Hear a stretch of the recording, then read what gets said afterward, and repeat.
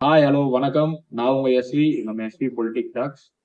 தமிழ்நாட்டுல தாவேக அரசாங்கம் எப்படி செயல்படுது? 2 நாட்களா பாத்தீங்கன்னா, கடந்த 4 நாட்களா ஒரு பெரிய பிரச்சனை வந்து நிலவிட்டு இருக்கு. என்னதான் தாவேக அரசாங்கம் விரைந்து செயல்பட்டாலும், அமைச்சர்களுடைய பிரஸ் மீட் என்ன சொல்லுது அப்படின்றதை இன்னைக்கு பார்ப்போம். மக்கள் நம்ம வந்து ஒரு ஆதங்கத்துல இருக்காங்கன்னு தான் சொல்லுவோம். காரணம் என்னன்னா, அவங்க இதுக்கு வந்து தண்டனை அப்படின்றது என்னதான் எதிர்பார்த்தாலும் தாவேகா வந்து எவ்வளவு வந்து அவங்களுக்கு சப்போர்ட் பண்ணுது, இந்த அரசாங்கம் எவ்வளவு சப்போர்ட் பண்ணுது, முதலமைச்சர் விஜய் அவர்கள் வந்து எவ்வளவு அவர்களுக்கு வந்து ஆறுதலா இருக்காங்க அப்படின்றத ஒண்ணுதான் அந்த செவிலியர் விஷயமாகட்டும், அப்புறம் நடந்த அந்த சிறுமிக்கு நிகழ்ந்த ஒரு கொடூரமான செயல்.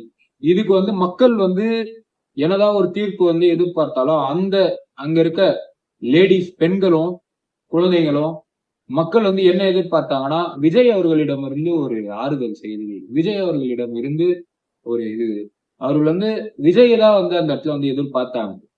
ஆனா விஜய் அவர்கள் ரொம்ப தாமதமாக தான் தன்னுடைய சமூக வலைத்தளங்கள்ல இதை பத்தி பேசியிருந்தாரு.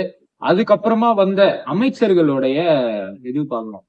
அதாவது என்னன்னா, நம்ம புது அமைச்சர்கள் என்ன தவறு சொல்ல முடியாது அப்படின்னு ஒரு விஷயம் வந்து இருக்கலாம். ஆனா என்னதான் ஒரு இடத்துல நம்ம என்ன பேசுறோம், இடம் பொருள் ஏவல் அப்படின்ற ஒரு விஷயம் வந்து இருக்கு. இந்த கீர்த்தனா அவர்கள், அமைச்சர் கீர்த்தனா அவர்கள் என்ன பேசியிருக்காருன்னு பாத்தீங்கன்னா, சூலூர் விஷயமா வந்து கேட்டதுக்கு அரசியல் விஷயத்துல 6 மணிக்கு மேல வந்து பேசலாம். எனக்கு வந்து ஒரு சந்தேகம், இவங்க மினிஸ்டரா இல்ல ஒரு செய்தி தொடர்பாளரா எனக்கு தெரியல. விளையாட்டு செய்திகள் 6 மணிக்கு மேல அப்படின்ற மாதிரி அந்த பெற்றோர் எவ்வளவு ஒரு வேதனைப்பட்டிருப்பாங்க, அந்த ஊர் எப்படி ஒரு கஷ்டப்பட்டிருக்கும், அதெல்லாம் ஒரு அக்கறையே இல்லாம ஒரு மினிஸ்டரா ஒரு பொறுப்புல இருந்துகிட்டு அசால்ட்டா வந்து ஒரு பதில வந்து சொல்றாங்க. இது வந்து எப்படி வந்து ஏற்கக்கூடிய ஒரு விஷயம்னே வந்து எனக்கு தெரியல.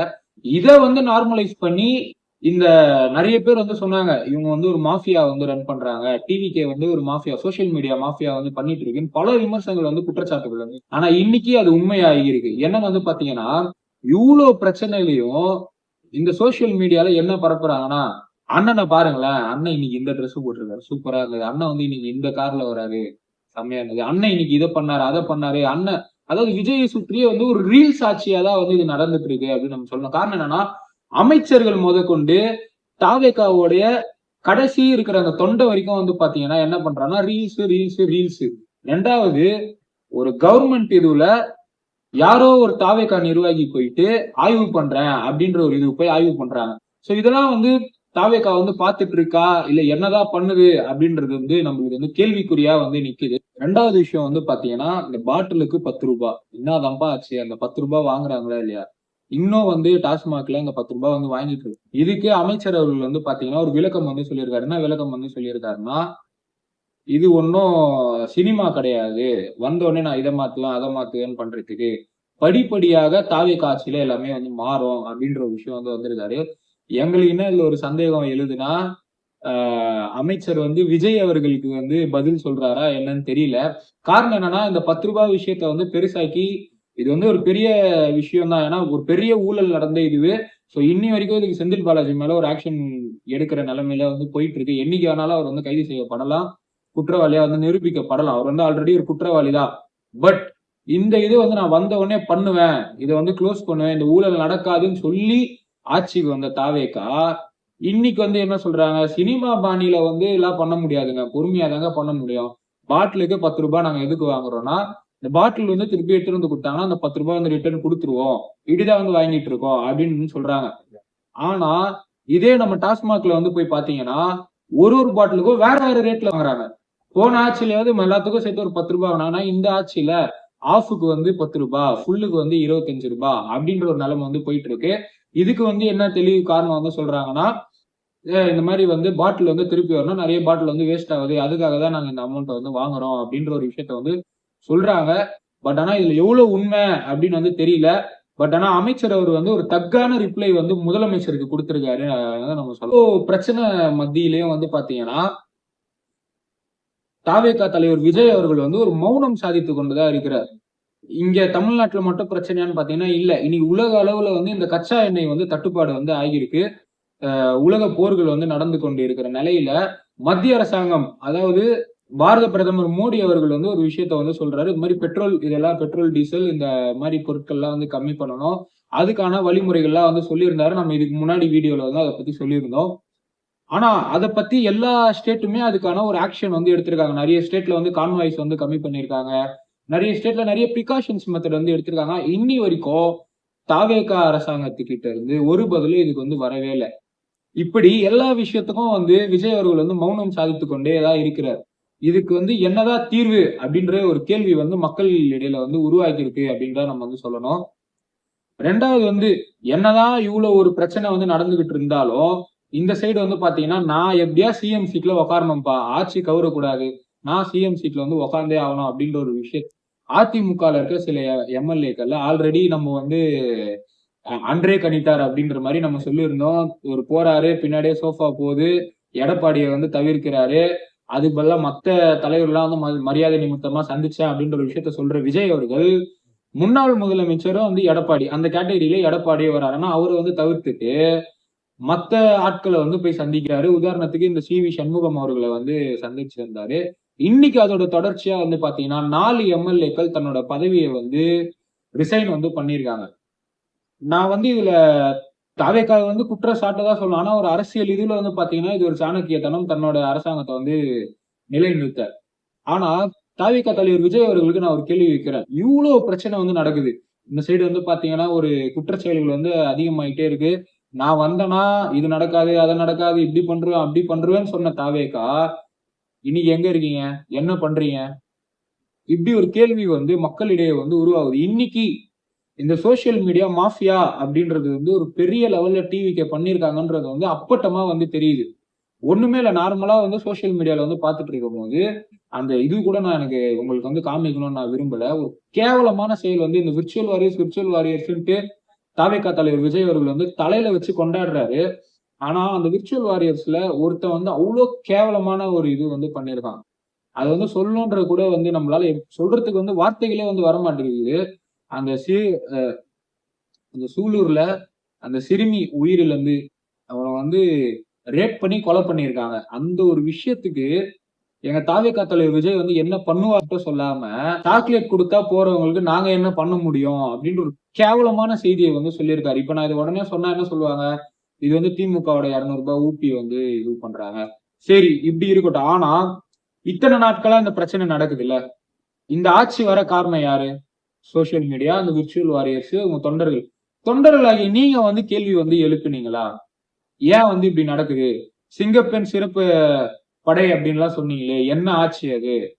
அப்படின்ற ஒரு கேள்வி மக்களிடையே வந்து ஒரு ஆணித்தனமா வந்து உருவாகி இருக்குன்றத பார்க்கணும். சோ இன்னும் வந்து ஒரு மாசம் கூட கம்ப்ளீட் ஆகல. அதுக்குள்ள வந்து பாத்தீங்கன்னா தாவேகா திமுகவோட 2.0வா நம்ம கேள்வி கேட்டோம். ஆனா இன்னைக்கு வந்து தாவேகா வந்து 2.0வெல்லாம் இல்ல, ஒரிஜினல் திமுகவா வந்து செயல்பட்டு இருக்குன்றத நம்ம வந்து பார்க்கணும். இவ்வளோ பிரச்சனை நடக்கிற சூழ்நிலையில இன்னைக்கு அதிமுக வந்து கேட்டா இது வந்து நாங்க ஆதவ அர்ஜுனா வந்து அவர்கள் என்ன சொல்றாரு, எம்ஜிஆர் ஆட்சியை வந்து நாங்க கொடுத்துட்டு இருக்கோம், எம்ஜிஆரா எங்க விஜய வந்து பாக்குறாங்க, அதிமுகவா வந்து தாவேகாவை வந்து பாக்குறாங்க அப்படின்ற ஒரு விஷயத்த சொல்லி பிரஸ் மீட் கொடுத்திருக்காரு. அந்த விருப்பத்தின் அடிப்படையில தான் வந்து அதிமுக எம்எல்ஏகள் வந்து ரிசைன் பண்ணி தாவேகால வந்து சேர்றாங்க அப்படின்ற ஒரு விஷயத்த வந்து சொல்லியிருக்காரு. மக்களிடையே ஒரு கேள்வி வந்து உருவாகி இருக்கு. இவ்வளோ வந்து உங்களுக்கு தாவேகா தான் புடிச்சிருக்கு அப்படின்னா இந்த அதிமுக எம்எல்ஏ முன்னாலே நீங்க வந்து எலெக்ஷன் நிக்கும் போதே அங்க போய் சேர்ந்திருக்கலாம். ஏன்னா இன்னைக்கு தாவேகால பல எம்எல்ஏக்கள் வந்து ஆகியிருக்கிறது வந்து பாத்தீங்கன்னா பேக்ரவுண்ட் அவங்களுக்கு வந்து பாத்தீங்கன்னா முன்னாள் திமுக காரன், முன்னாள் அதிமுக காரன், இன்னொரு சிலர்லாம் வந்து பாத்தீங்கன்னா முன்னாள் பாஜக. இப்படி இருக்கிறவங்க தான் இன்னைக்கு தாவேகால, அதாவது அந்த கட்சியில ஆல்ரெடி ஒரு குற்றச்சாட்டு, ரசிகனுக்கு வந்து அங்க வந்து அவர் வந்து இந்த நிலைமைக்கு காரணமா இருக்க ரசிகனுக்கு வந்து இது கிடைக்கல. ஏதோ ஒரு ஒரு 10 15 பேருக்கு தான் வந்து இடம் கொடுத்திருக்காங்க. ரெண்டாவது விஷயம் வந்து பாத்தீங்கன்னா அங்க இருக்க பாதி பேர் வந்து திமுக, அதிமுக, பிஜேபி அப்படின்ற ஒரு கலந்த கலவையில தான் வந்து இருக்காங்க.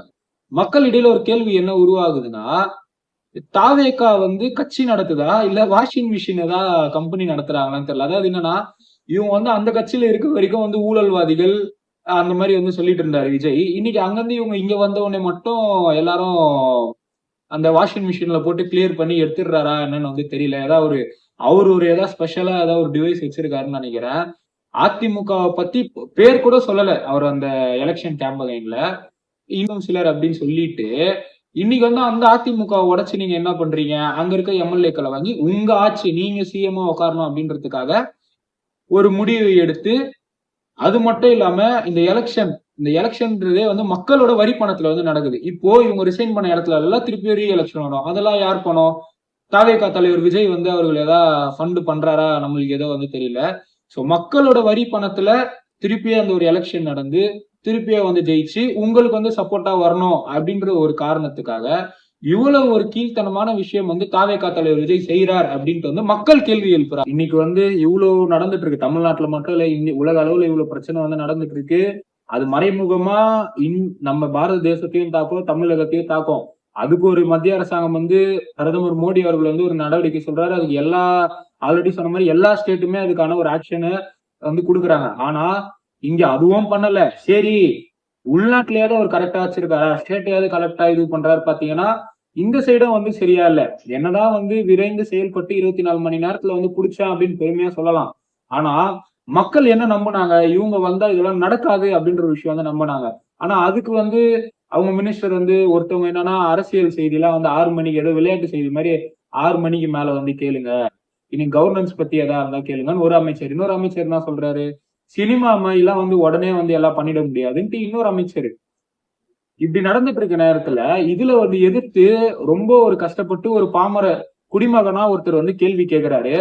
அவரு கேள்வி கேட்கிறவங்க நீங்க என்ன பண்றீங்க? அதே திமுக அரசாங்கம் என்ன பண்ணுச்சோ, யார் யாரெல்லாம் ஒரு ஸ்டாலின் அவர்களை எதிர்த்து கேள்வி கேட்டாங்களோ, அந்த திமுக அரசு எதிர்த்து கேள்வி கேட்டாங்களோ, அவங்க எப்படி அடக்குமுறை பண்ணாங்களோ அதே அடக்குமுறை தான் இன்னைக்கு இந்த தாவேக அரசாங்கமும் வந்து கையில எடுத்திருக்கு. அவரை வந்து இன்னைக்கு அரெஸ்ட் பண்ணி உள்ள வச்சிருக்காங்க. நான் தாவேக அரசாங்கத்துக்கும் அவங்க அந்த மினிஸ்டர்ஸ்க்கும் நான் உன்னை கேக்குறேன், இதெல்லாம் நான் பண்ண மாட்டேன், இதெல்லாம் இந்த விஜய் செய்ய மாட்டான்னு சொல்லி நீங்க ஆட்சிக்கு வந்துட்டு, அதாவது எப்படி உங்களுக்குன்னா அது ரத்தம், எங்களுக்குன்னா தக்காளி சட்னியா? இல்ல எனக்கு புரியல.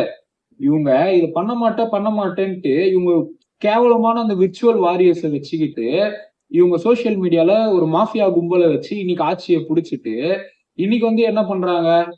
அதே திமுகவுடைய பிரதிபலனா இல்லாம திமுகவே இவங்க வந்து செயல்பட்டுட்டு இருக்காங்க. கடைசியா மக்கள் கிட்ட வந்து ஒரு கேள்வியோட இந்த வீடியோ வந்து முடிக்கிறேன். இந்த ஆட்சி மீண்டும் தொடரணுமா? இது வந்து கொஞ்ச நாள் தான் ஆகியிருக்கு, எல்லாம் ஓகே. பட் இப்பேற்பட்ட ஒரு கீழ்த்தனமான விஷயங்கள் இந்த வந்து சோசியல் மீடியால பார்க்கலாம். இன்னைக்கு நீங்க கூட இந்த வீடியோ பார்த்துட்டு இருக்க நீங்களுமே வந்து எடுத்து பார்க்கலாம். தாவேகாவோட இந்த விர்ச்சுவல் வாரியர்ஸ் வந்து என்ன கமெண்ட் வந்து பண்ணிட்டு இருக்காங்க. இந்த 4 நாட்கள்ல வந்து ஒரு ஏதாவது எதிர்ப்பு தெரிவிச்சு ஏதாவது ஒண்ணு சொன்னாங்களா அப்படின்றத வந்து மக்களாகிய நீங்களே வந்து போய் பாருங்க. பார்த்துட்டு இவங்க கரெக்டா பண்றாங்களா இல்லையா அப்படின்ற ஒரு முடிவை நீங்களே எடுங்க. வீடியோட இறுதியில உங்ககிட்ட நான் எப்பவுமே கேட்கறதுதான், இந்த சேனல் இன்னும் சிறந்து செயல்பட்டு பல கேள்விகள் வந்து வைக்கணும் அப்படின்னா உங்களுடைய ஆதரவை சப்ஸ்கிரைப் மூலமா எங்களுக்கு வந்து தெரிவிங்க. நன்றி, வணக்கம்.